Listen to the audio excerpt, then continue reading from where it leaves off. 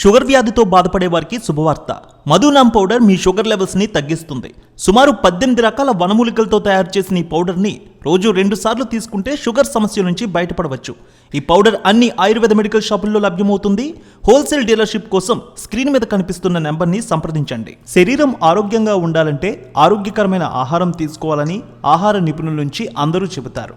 ఈ మధ్యకాలంలో ప్రతి ఒక్కరికి ఆరోగ్యం మీద స్పృహ పెరిగింది. ఈ కారణంగా ఆహారం విషయంలో చాలా జాగ్రత్తలు తీసుకుంటున్నారు. సహజంగా డైటింగ్ మెయింటైన్ చేసేవారు అన్నం, రొట్టెల విషయంలో విభిన్న అభిప్రాయాలు కలిగి ఉంటారు.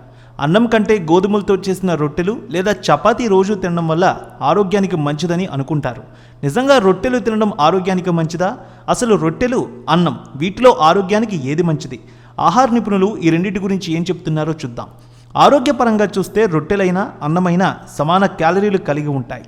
మధుమేహం ఉన్నవారు కానీ, బరువు తగ్గాలని అనుకునేవారు కానీ ఆహారం విషయంలో జాగ్రత్తలు తీసుకోవాలనుకుంటే మీరు తీసుకునే క్యాలరీల మీద దృష్టి పెట్టాలి. ఆహార నిపుణులు ఇదే ప్రాథమికంగా చెబుతూ ఉన్నారు. ఆశ్చర్యపోయే విషయం ఏమిటంటే కార్బోహైడ్రేట్లు తీసుకుంటే బరువు పెరుగుతారని చాలామంది నమ్ముతారు. కానీ అసలు ఇది నిజం కాదనే విషయం కూడా ఆహార నిపుణులు చెబుతున్నారు.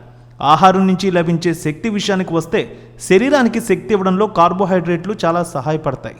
శరీరంలో కొవ్వును జీర్ణం చేయడంలో సహాయపడతాయి. అందుకే ఆహారంలో 50% పిండి పదార్థాలు ఉండాలని చెబుతూ ఉంటారు. బియ్యంలో మంచి మొత్తంలో స్టార్చ్ ఉంటుంది. మన జీర్ణ వ్యవస్థ దాన్ని జీర్ణం చేయడానికి చాలా కష్టపడాల్సిన అవసరం ఉండదు. కానీ అన్నంలో రొట్టెల కంటే ఎక్కువ పిండి పదార్థాలు ఉంటాయి. అందువల్ల అన్నం తింటే తొందరగా కడుపు నిండిపోతుంది. అయితే రొట్టెలు తినడం వల్ల ఎక్కువసేపు ఆకలి వేయదు. దీనికి కారణం బియ్యంతో పోలిస్తే భాస్వరం, పొటాషియం వంటి ఖనిజాలు రొట్టెల్లో ఎక్కువగా ఉంటాయి. రొట్టెలు, అన్నంలో పోషక విలువలకు పెద్దగా తేడా ఉండదు. అయితే తొందరగా బరువు తగ్గాలని అనుకుంటే మాత్రం రోజులో 20 గ్రాముల కంటే ఎక్కువ పిండి పదార్థాలను తీసుకోవడం సరైంది కాదు. మధుమేహం ఉన్నవారైతే అన్నానికి బదులు 100కి 100% రొట్టెలు తీసుకోవడమే మంచిది. అది కూడా 2 లేదా 3, అంతకంటే ఎక్కువ తీసుకుంటే మాత్రం అది మరింత చేటు చేస్తుందనే విషయాన్ని తెలియజేస్తూ ఉన్నారు.